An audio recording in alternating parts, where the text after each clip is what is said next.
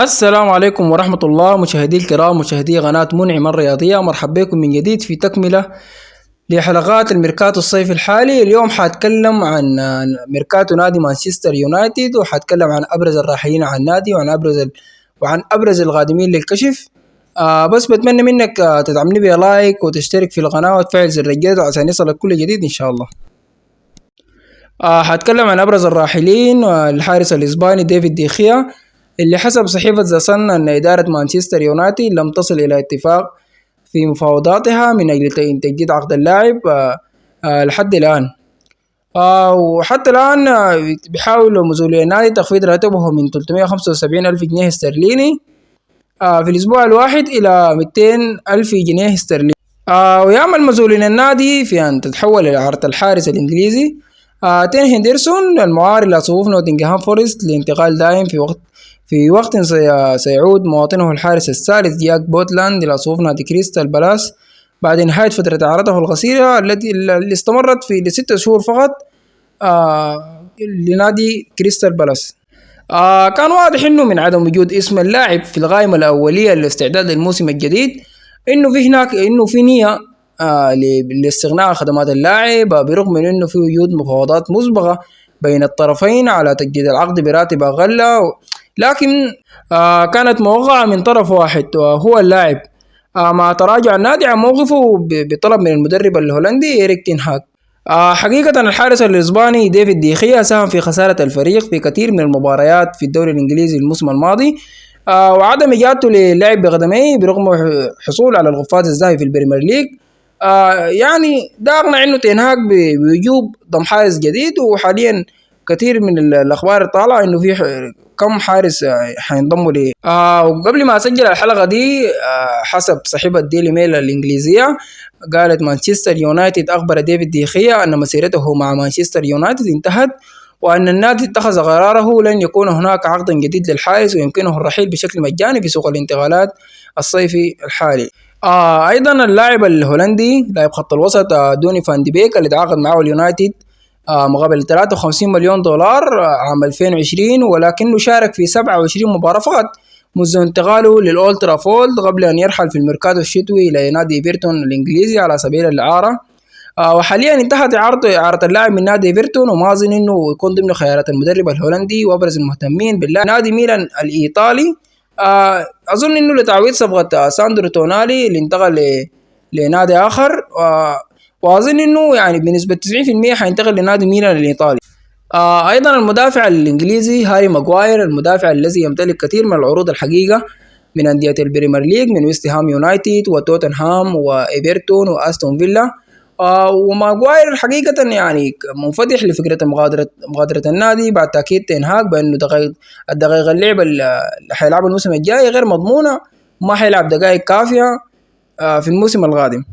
ماغواير حقيقة مدافع ممتاز جدا من قبل ما ينتقل لنادي مانشستر يونايتد، واللاعب يحتاج حاليا إعادة اكتشاف نفسه.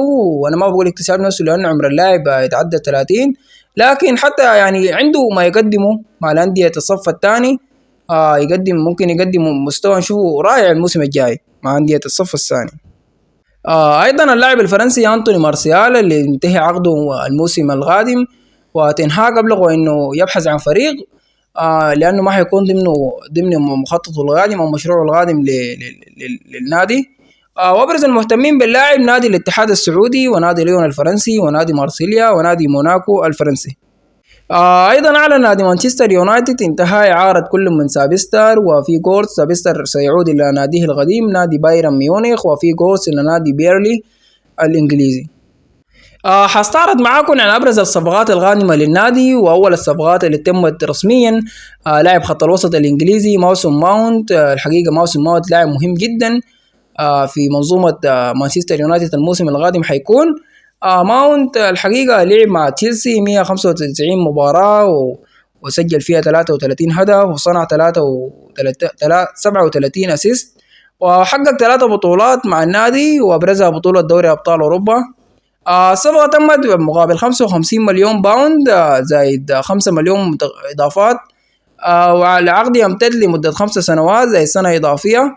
والراتب الأسبوعي حيكون ما يقارب 250 ألف باوند إلى 300 ألف مع المكافآت.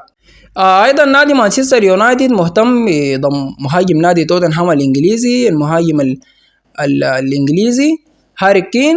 الحقيقة في أخبار هسه طالعة حاليا إنه انسحب نادي مانشستر يونايتد من مفاوضات التوقيع مع هاري كين بسبب صفقة ماونت اللي كلفت الفريق قرابة نصف الميزانية، والميزانية اللي كانت مرصودة لسوق الانتقالات واللي هي بالغة 120 مليون. حاليا الكلام انتقل عن المهاجم الإيراني مهدي الطارمي اللي كان أصلا على رادار نادي مانشستر يونايتد، وبورتو عرض اللاعب بحوالي 20 مليون يورو. وتنهاك كان الحقيقة معجب بإمكانية اللاعب الإيراني اللاعب مهدي الطارمي.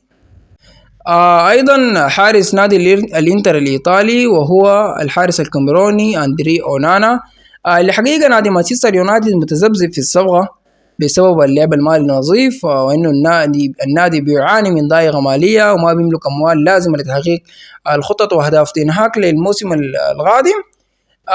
وأيضا يعني نادي مانشستر يونايتد عايز يتم الصفقة دي مع أونانا بسرعة، ونتوقع إنه تقديم العرض الرسمي خلال الساعات القليلة. أيضا شفنا عودة اللاعب الإنجليزي ماوسون جرينوود بعد ما غاب الموسم السابق بسبب القضية الشهيرة، وحاليا عاد اللاعب لكشف الفريق.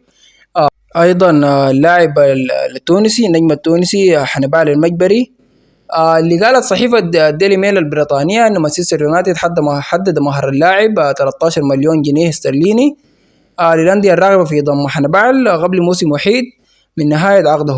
ويذكر أن حنبال رفض تجديد عقده قبل إعارته إلى بيرمنغهام سيتي الموسم الماضي. دي كل الأخبار الطالعة حاليا في السوشيال ميديا عن آخر أخبار ميركاتو نادي مانشستر يونايتد. بتمنى أكون فدتكم في الحلقة دي، بس بتمنى إنك ما تنسى الاشتراك في القناة وتفعل زر الجرس وتدعمني بلايك دعم للقناة. ونتلقى إن شاء الله في حلقات قادمة في أخبار الميركاتو الصيفي.